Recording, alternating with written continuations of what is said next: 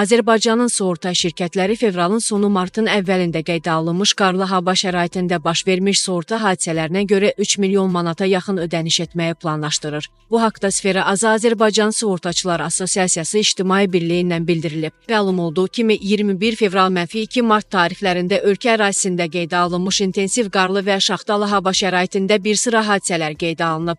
Həmin hadisələr nəticəsində sığortalanmış avtonəqliyyat vasitələrinə, o cümlədən daşınmaz əmlaklara zərər dəyib. Birli sığorta bazarı iştirakçılarından alınan son dəqiq məlumatlara görə ümumilikdə 7 sığorta şirkətinə sığortalanmış avtonəqliyyat vasitələri və daşınmaz əmlaklara dəymiş zərərlə bağlı ümumilikdə 4044 müraciət daxil olub. Bu müraciətlərin 3721-i avtonəqliyyat vasitəsi sahiblərinin mülki məsuliyyətinin icbari sığortası, 676-sı kasko sığortası, 17-si isə daşınmaz əmlakın icbari sığortası növü üzrə baş vermiş hadisələrlə əlaqədar olub. 3215 hadisə üzrə ehtimal edilən zərər məbləği 2.708.003 manat müəyyən olunub. 1199 hadisə üzrə isə zərər qiymətləndirməsi prosesi davam edir. Hazırda daxil olmuş bütün müraciətlərə dair hadisələr tənzimləmə və zərər qiymətləndirilməsi mərhələsindədir və sığorta hadisəsi kimi tanınan hər bir hadisə üzrə sığorta ödənişlərinin həyata keçirilməsi nəzərdə tutulur. Sığorta şirkətlərinə daxil olmuş müraciətlər üzrə hadisələrin böyük əksəriyyəti paytaxt Bakıda qeydə alınıb,